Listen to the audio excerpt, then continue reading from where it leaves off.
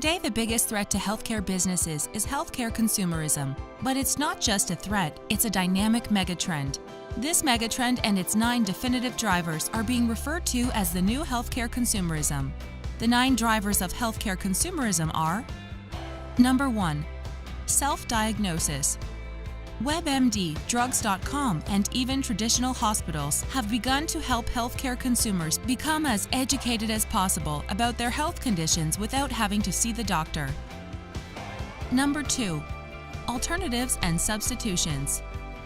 In 1990, 1/3 of all Americans had used some form of complementary and alternative medicine.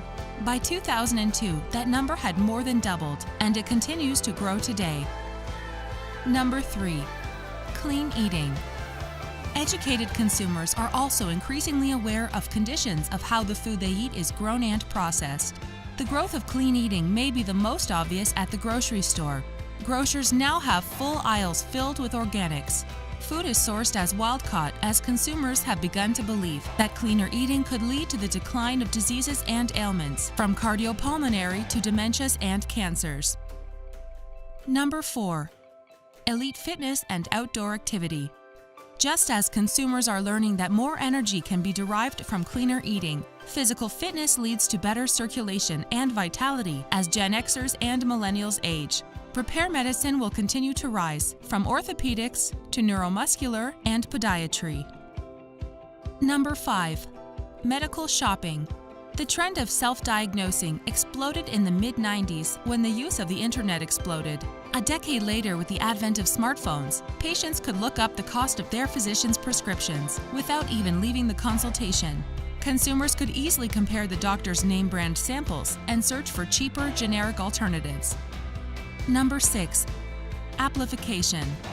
Smartphones did more than merely provide immediate access to the internet. They also ushered in the amplification of just about everything, from GPS maps to ride-sharing to combating angry birds. Why should healthcare be any different? Fitbit, iPhone glucose meters, and real-time calorie counters do more than enable consumers to stay aware of their health. They gamify it for us. Number 7. Pricing transparency. Healthcare services were previously cloaked behind the shadow of big insurance companies, responsible for negotiating on price after the fact. But that's simply not how consumers think.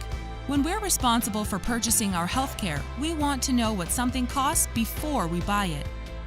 Number 8. Undoctoring. When a patient sees their doctor, they've already likely gotten their first and second opinion about their symptoms from online educational sites and from the collected wisdom of their social networks.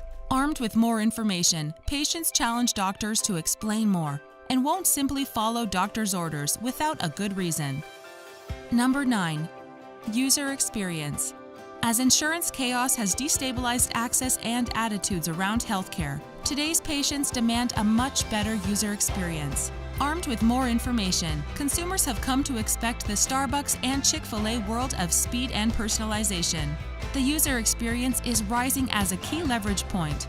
Speed in the waiting room, accuracy and responsiveness of the website, live answers on the phone. All of these make up the user experience, and modifying a business to accommodate for these 9 drivers are what will help companies compete for healthcare consumers.